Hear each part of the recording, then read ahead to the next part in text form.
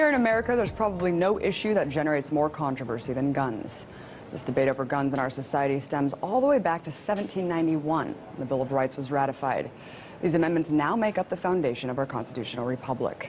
And perhaps the most contentious of them all is the second, which reads, a well-regulated militia being necessary to the security of a free state. The right of the people to keep and bear arms shall not be infringed. These 27 words have fundamentally changed the way we look at violence, protection, and civic responsibility. With the great power that guns wield, reports like these have become all too common.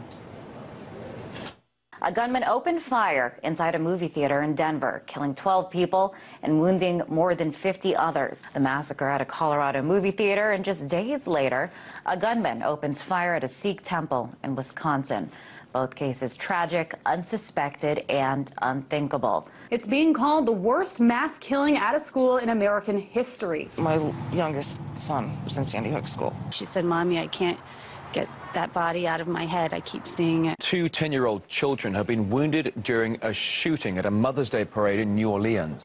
Gunshots rang out this morning at the U.S. Navy Yard in Washington, D.C., killing several people and injuring many others. We have 12 fatalities, including the shooter. Seeing somebody die in front of you here where you work at is more of a relationship of you talking to God or you realizing just how fragile life is. We begin with breaking news out of Los Angeles International Airport. TSA officer, an employee of theirs, was killed by the gunman. According to airport police here, they chased down the gunman, eventually shot him, and took him into custody. Good evening and welcome to Guns in Our Town, a very special debate that will explore an issue that affects us all, the role of guns in American society.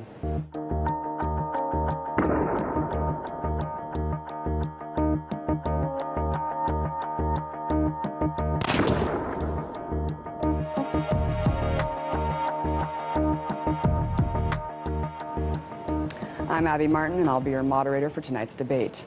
The panel joining me now live is investigative journalist Ben Swann, director of New Yorkers Against Gun Violence Leah Gunn Barrett, former NRA lobbyist and president of the Independent Firearms Association Richard Feldman, and former presidential candidate for the Green Party Jill Stein. Thank you all so much for joining me tonight. Before I begin, I want to explain what we're trying to achieve here. Guns are not a black and white issue, and we're not trying to emulate the corporate media's sensationalist coverage of the topic. This is going to be a rational, fact-based debate in an attempt to help bridge the divide between the many differing viewpoints there are on guns. All of you, to start off, will have 1 minute to answer the first question, followed by another minute to follow up, and then I'm going to open it up to a totally free-form discussion where any of you are able to jump in at any point. So without further ado, let's take a look at some statistics from last year. America's unique in that there are 89 guns for every 100 people, placing the U.S. at a solid #1 in the world in guns per capita.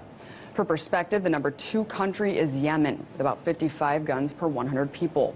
Now let's take a look at just the developed world, specifically with regards to gun-related murders. The U.S. sits well above the rest, with about 3.3 to 3.6 homicides by firearm per 100,000 people. Finally, according to Slate.com, there have been approximately 11,435 gun-related homicides since the Newtown shooting.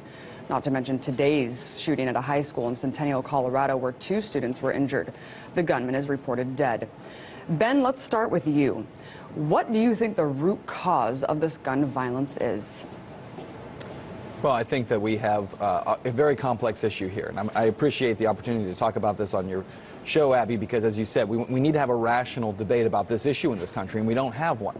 We have a lot of headlines and very little detail behind it. So look, there are a number of things that I think you can look at in terms of violence increasing across the United States, in terms of gun violence across the U.S. But statistically, violent crime in the United States has actually been declining for the past 50 years. And you would never know that watching most mainstream media. What they would have you believe is that we're becoming more and more violent as a society, and more people are dying through violent crime than ever before. And that's really not true.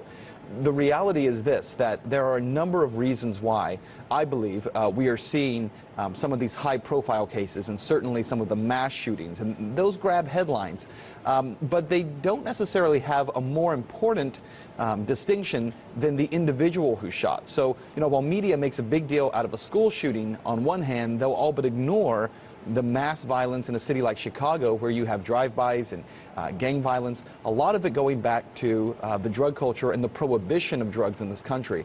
And then there's also the issue of folks who are taking some of these psychedelic drugs. You know, Alex Jones made a lot of, got a lot of attention when he referred to those mass murder suicide pills when he was on CNN recently, or about a year ago. But there is some truth to what he was talking about. Moving on, thank you, Ben. Leah, on to you. What I think the problem is, well, first of all, the gun death rate in the United States has remained pretty high, consistently high. Crime, it's true, is down. The problem we have is there are so many guns in this country, and many guns are getting into the wrong hands. Our weak federal gun laws are not doing a very good job here. We don't have background checks, for example, on commercial sales of guns on the internet. Gun sales or private sales. There are background checks at firearms dealers, FFLs as they're called, but that covers about 60% of all gun sales, leaving 40% basically uncovered. There's a big problem with people getting guns and then trafficking them into states like New York. We don't traffic guns out of New York. Guns are trafficked into our state from places like Virginia and Georgia and Florida. So we need to tighten up our federal gun laws. New York has very strong gun laws. A handful of states do. But guns don't know any boundaries. They go across boundaries quite easily. Another problem that people haven't really mentioned is the role of guns. We're going to come back to that, Leah. We're going to move on to Richard now. Go for it. Hello. You know, when we look at this whole issue, it's a very complicated issue, as Ben points out. And there are different aspects to the issue. There are three important subsets within the misuse of firearms. There's the intentional criminal misuse of guns, there's the negligent misuse of guns, and then there's the deranged shooter or the suicidal shooter. And there are different strategies that we need to focus on to address each one.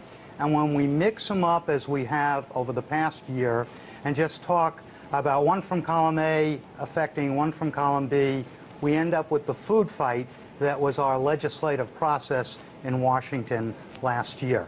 And I hope we can elucidate and shed some real light on this issue over the next hour.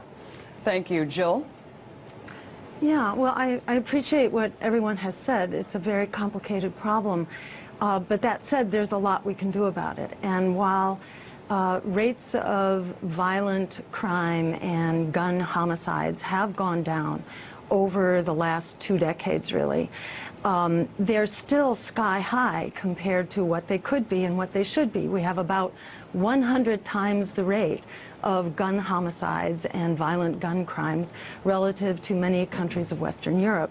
And we should not be in the business of normalizing violence.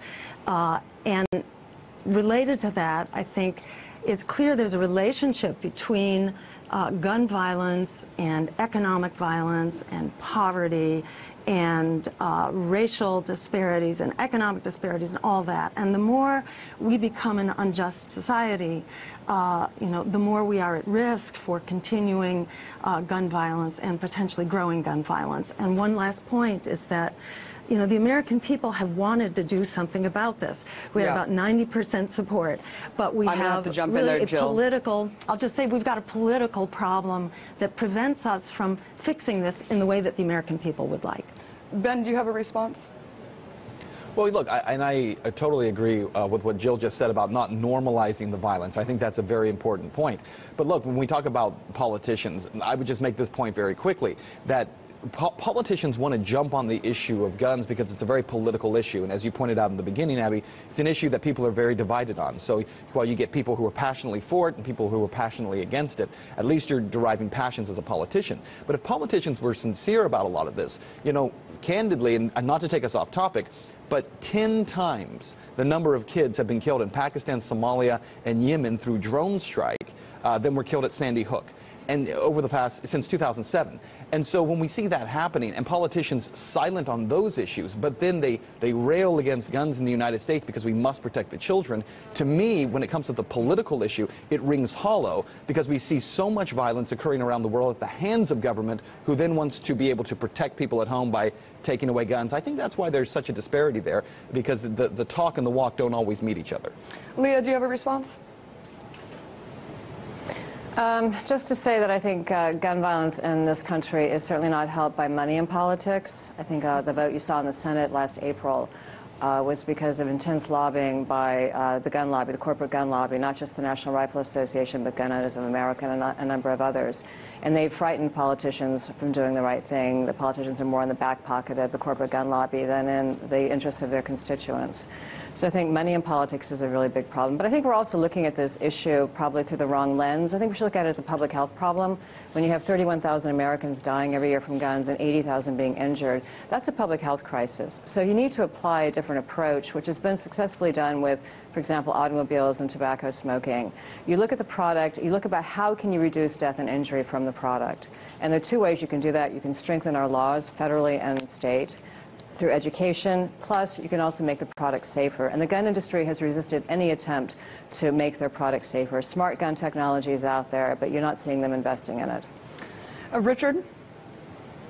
Well, you know, what Leah's missing in this is that other side of the whole issue, which is that there are hundreds and hundreds of thousands of times, perhaps upwards of 2 million, that citizens use guns to protect themselves and prevent a tragedy from happening.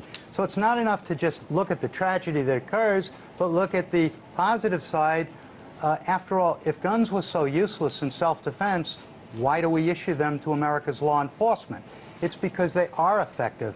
When you speak about guns not being safe, well, they're very safe. Guns do exactly what they're promised to do.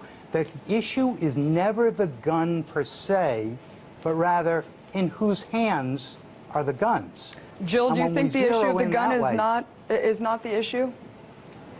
You know, I think it's complicated, and I guess I don't agree with Richard that guns make us safer in the same way, to Ben's point, that a more militarized foreign policy in Iraq and Afghanistan, you know, spending $5 trillion over the past decade and, you know, countless thousands of American and hundreds of thousands of foreign lives, you know, that hasn't made us safer. A militarized foreign policy doesn't make us safer, and I think that armed encampments and arming our homes and the idea that arming our schools is going to make us safer, you know, it tends to be the opposite, evidence would suggest. And there's not a single case in the 62 mass murders that have taken place over the last 30 years, the mass shootings, there's not a single case where someone with a gun has been able to intervene. Even when trained law enforcement is on the scene, it's been very dangerous. I see Richard wanting to respond. We're going to have to take one quick break. Richard, you guys, all great points made. Coming up, we'll have a report on Newtown 1 year after the massacre that left 28 people dead and explore what's been done politically since that fateful day. Stick around.